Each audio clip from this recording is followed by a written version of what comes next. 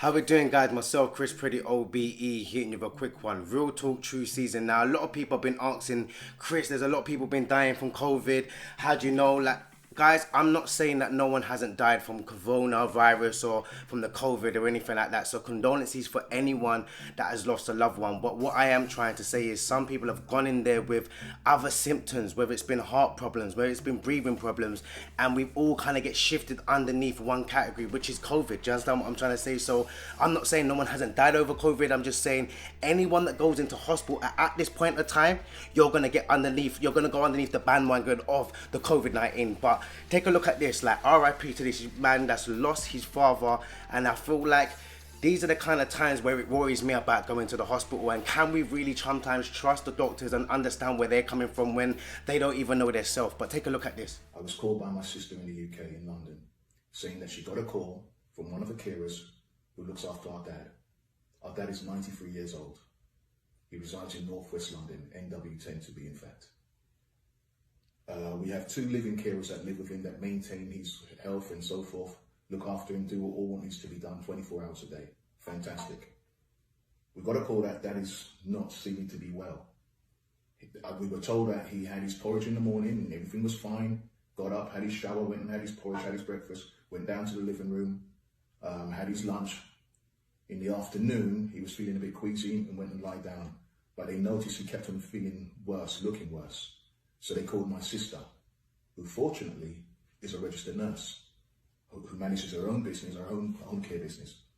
She rushed down there, had on the mask and everything, saw what was going on, looks like Dad was struggling to breathe.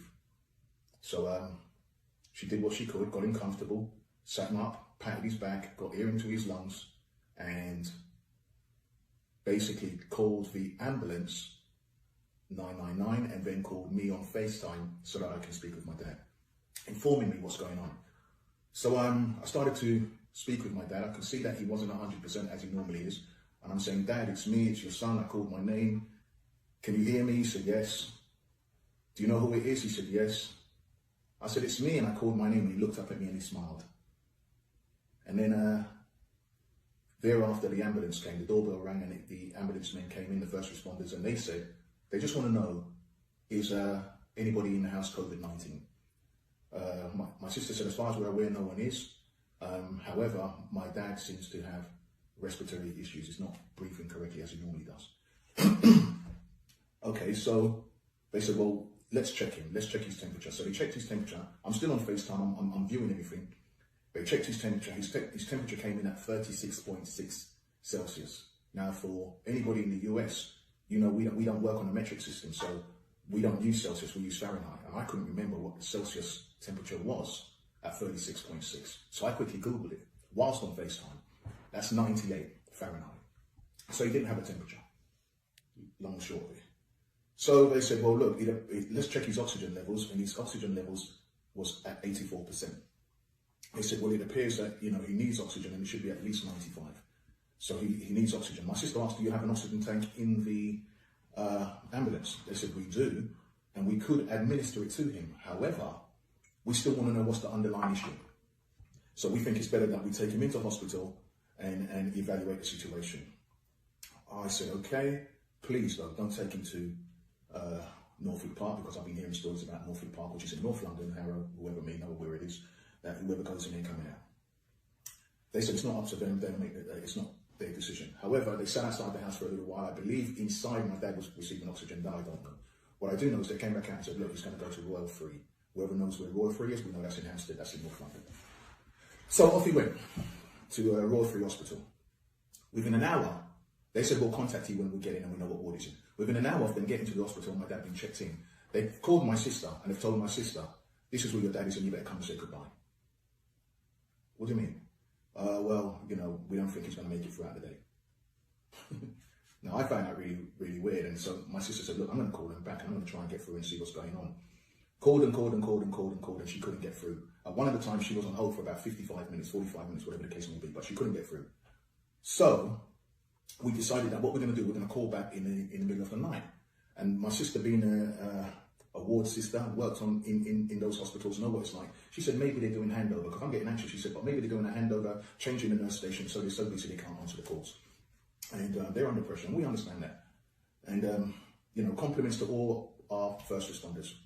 Anyway, she called me about midnight, my time, which is 5 a.m. her time. I said, look, I fell asleep, but let's call them now. And I said, look, I'm in the bathroom, I'm getting ready to go to bed, but let me come out the bathroom, let me get myself together, and I'll call you back in a few minutes. Got in the bed, called her on speakerphone, sitting up next to my wife, called her. I then called Royal Free Hospital, put in the extension code, and got through to the ward where my dad is on the 12th floor, in Royal Free. We asked the nurse, how is Dad? And she wanted to verify who we were. We had to go through all the confirmations that we are next of kin. We do have a right for his information to be shared with us. I'm the son, and this is my sister, who is his daughter. So we were told that let her get the vital signs, let her get his charts and check him out. She checked him out. She said, look, I can tell you 100% Dad is in 100% good care, and he is doing fantastic. She said, I am not the ward's sister in charge normally here, but I am tonight. I'm doing a bank shift, so I'm taking care of this ward tonight. And in fact, your dad, Clifford, is my patient. And I literally just saw him not too long ago. And all of his vitals seems to be okay. So my sister, being a nurse, said, well, can you read off the charts and run through everything with me? She said, what do you want to know? Well, does he have a temperature? No, he doesn't. Okay, what about his vitals? Well, his blood pressure is 128/80. Now, bear in mind, he's 93 years old. My sister said, wow, that's excellent. What about his oxygen level? His oxygen level is 97%. My sister said, well, it was 84 when he was admitted. She said, yeah, I'm telling you, all of his vitals are good. So my sister said, well, does that mean he'll be able to come home today? She says, well, I don't see why not. Everything seems to be fine. The only thing is, he seemed a bit dozy. And I kept on saying, Clifford, Clifford, and he'd open up his eyes and look at me, and then he'd close back his eyes. My sister and I, we had concluded that, well, maybe he's tired because of the ambulance, the travelling and all of this. But because of all of his vitals are good, as far as we're concerned, we're fine. And we couldn't comprehend why the doctor had called the evening before saying, come and say goodbye. And only one of you can come. Anyway, that was 12:35 a.m. Eastern, 5:35 a.m. GMT, London time. By 9:30 a.m. Eastern, I think that's about 2:30 p.m. GMT, UK time, my sister called again and said, you're not going to believe this. I just got another call from the doctor who called the day before, and he was saying, you need to come down to the office and say goodbye to Dad. Now, bear in mind, we've just spoken to the nurse and they're saying all of his vitals are good, everything's fine. We're discussing about him being discharged. So my sister says, hold the line, because you need to tell this to my brother. I need to get my brother on the line. So she's called me, she's put the nurse on hold, called me, and before she's merged the call, she's told me what they said. So she's connected the call, and I said, can you explain to me what's going on? And she says, yeah, we're telling your sister that she needs to come down and, say goodbye, because Dad, we don't think he's going to make it through today. Well, why is that? Well, we believe he's on his way out. Well, why is that? She said, because it is.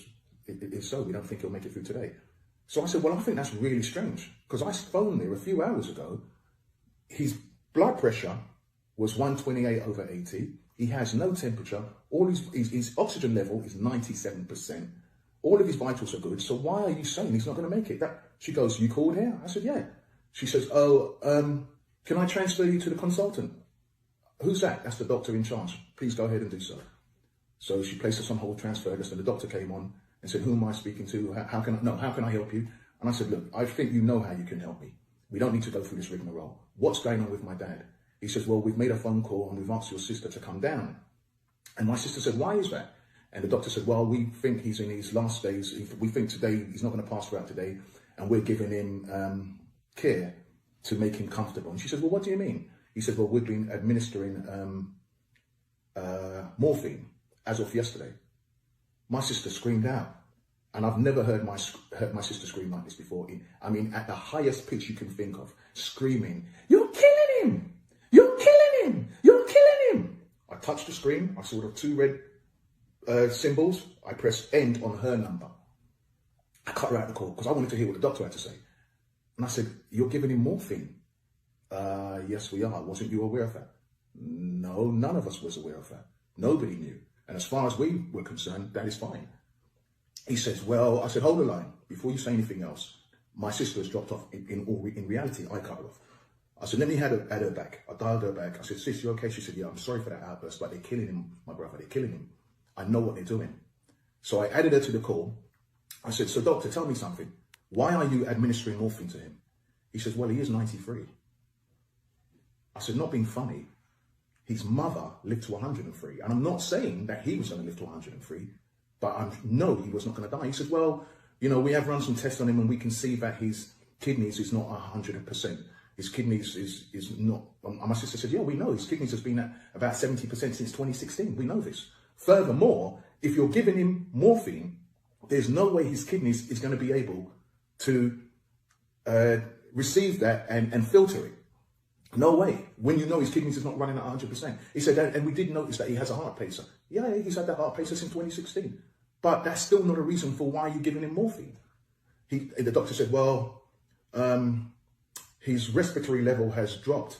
My sister then rebutted that and said, well, look, his respiratory has dropped because you've given him morphine. What morphine has done has slowed down everything. The heartbeat will be beating slower. His respiratory will be slower.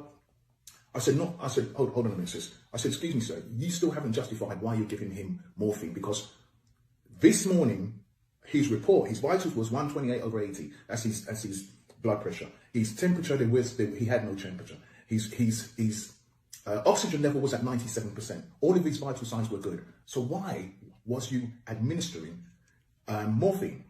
And they mentioned another, but I can't remember, it begins with M, but they mentioned another product they were giving him. But we were told he was only getting saline. And the head nurse was saying, he's fine. So the doctor said, well, when did you call? I said, we called this morning.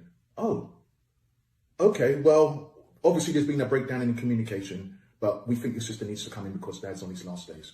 We don't think he'll make it throughout today. I said, doctor, you still haven't justified to me why you're giving Dad morphine. Why are you giving him morphine? Morphine is heroin. Why are you pumping him with this stuff? He said to me, well, research has said. And I said, hold on a minute. I don't want to hear about what research has said. What I want to know is, why are you giving my dad morphine when all of his vital signs are good? The only thing you've given him so far that we was aware of was saline. I said, what do you have to say for that? He says, well, the only thing I can say is I'm really sorry and your sister should come down now. So my question is, does these doctors have a 007 license? 2 hours later, my dad was dead.